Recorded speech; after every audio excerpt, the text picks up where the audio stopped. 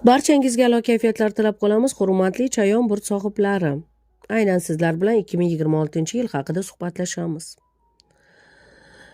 Chayon burt sohiblari Mars tomonidan boshqariladigan, baquvvat, ishtiyoqli va aql bovar qilmaydigan maqsadlarga yo'naltirilgan shaxs hisoblanadi, burch hisoblanadi.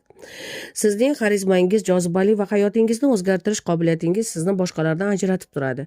Bu munosabatlar ish yoki shaxsiy o'sish bo'ladimi? Siz qilayotgan har bir narsa misli ko'rilmagan chuqur e'tiborni jalb qiladi. Siz intuitiv va ijodiy odamsiz. Ko'pincha boshqalar qila olmaydigan muammolarni hal qila olasiz. Garchi siz o'zingizga g'amxo'rlik qilayotgan kishilarga juda sodiq bo'lsangiz ham, his-tuyg'ularingiz va fikrlaringizni maxfiy tutasiz. Bu boshqalarga sizning ongingizda nima bo'layotganini tushunishni qiyinlashtiradi. Chayon burt sohiblari 2026-yilda martaba ko'tarilish va chuqurroq hissiy tushunish uchun ajoyib imkoniyatlarni ochib beradi. Qiyinchiliklar ayniqsa shaxsiy hayotingizda paydo bo'lishi mumkin, ammo siz buni tezda daf etasiz, ya'ni siz buni hal qilasiz. Chunki sayyoraviy siljishlar sezilarli taraqqiyotni va'da qilmoqda. Sevgi munosabatlari bo'yicha 2026-yilda sizda hissiy evolyutsiya yilini bashorat qilmoqda. Birinchi oylar ayniqsa turmush qurganlar uchun tushunmovchiliklar yoki ajralishlar tufayli hissiy bag'rikengligingizni sinovi bo'lishi mumkin. Tushunmovchiliklar esa sizda sherigingiz bilan keskinlikni keltirib chiqarishi mumkin. Biroq yilning ikkinchi yarmida yangilangan aloqa hissini olib keladi. Siz va sherigingiz ishonchni tiklashingiz, o'tmishdagi muammolarni hal qilishingiz va umumiy yaqinlik va muhabbatni qayta kashf qilishingiz kerak. Agar siz munosabatlarda bo'lsangiz hozir, sizda bu munosabatlarda hissiy ajralish yoki odatiy davrni boshdan kechirishingiz mumkin. Ya'ni sevgingiz, atnoshiyangiz barqaror holatda qoladi. Ushbu daqiqalarni yengish uchun ularga yetuklik va tushunish bilan yondashish kerak.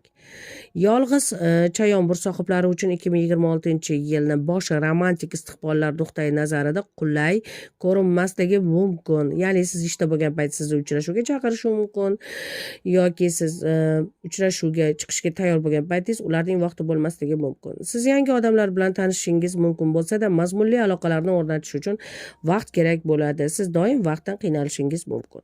Yil o'tishi bilan ayniqsa ikkinchi yarmida chinakam mos sherik topish imkoniyati ko'proq bo'ladi.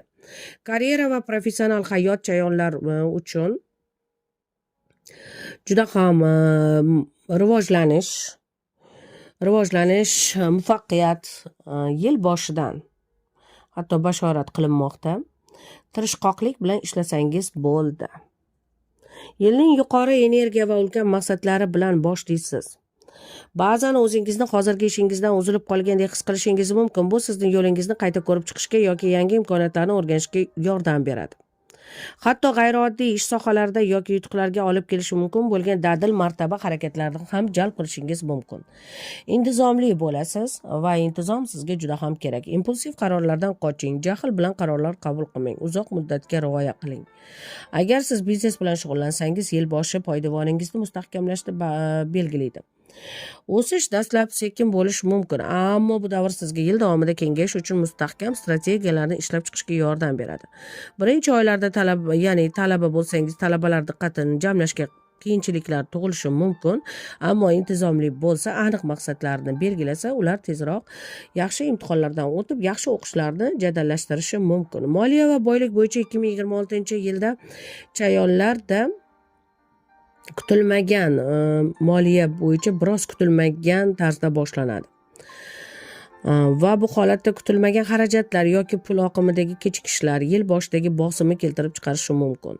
Siz budjet tuzishga, amaliy yondashishingiz va keraksiz xarajatlardan qochishingiz kerak bo'ladi. Agar siz haq to'lanadigan ishda ishlasangiz, bonuslar yoki ish haqini oshirishga kechikishlar bo'lishi mumkin. Agar sizning biznesingiz bo'lsa, dastlabki foyda kam bo'lishi mumkin, biroq yil o'rtalariga kelib vaziyat barqarorlasha boshlaydi. Sizni ehtiyotkorlik bilan rejalashtirishingiz lozimligini ta'kidlamoqda. Ehtiyotkorlik sizga juda ham muhim. 2026-yilda. 2026-yilda uzoq muddatli investitsiyalardan, qisqa muddatli investitsiyalardan ko'ra foydaliroq bo'ladi. Biznes egalari sheriklik va moliyaviy operatsiyalarda ehtiyot bo'lishlari kerak. Xatar va firibgarlikdan qochish uchun hushyor va xabardor bo'lishingiz kerak. Oilaviy hayotda esa 2026-yilda oilaviy hayot haqida gap ketganda hissiy sabr kerak, aniq muloqotni talab qilish kerak. Aniq muloqot. Kichkina muammolar katta muammolarga aylanib qolmasligi uchun so'zlaringizni diqqat bilan tanlab gapirishingiz kerak. Yaqinlaringiz bilan sifatli vaqt o'tkazish va his-tuyg'ularingizni ochiq aytish hissiy masofani yengishga yordam beradi. Yilning ikkinchi yarmida uyingizdagi vaziyat sezilarli darajada yaxshilanadi. 2026-yil uchun chayonlar uchun esa asosiy sayyora tranzitlari haqida gapirsak. Yupiter tranziti iyun oyida Yupiter sizning 8-uyingizdan 9-uyingizga o'tadi. Bu sizga omad keltiradi, sog'ligingizni yaxshilaydi va munosabatlaringizni mustahkamlaydi.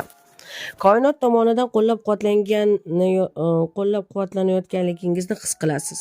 Shaxsiy energiyangiz kuchayadi. Aka, uka, opa-singillaringiz bilan, ota-onangiz bilan aloqalaringiz mustahkamlanib, ishqiy munosabatlar ham yanada ravshan va aniq barqaror bo'ladi. Oktyabr oyida Yupiter sizning 11-uyingizdan 10-uyingizga o'tadi.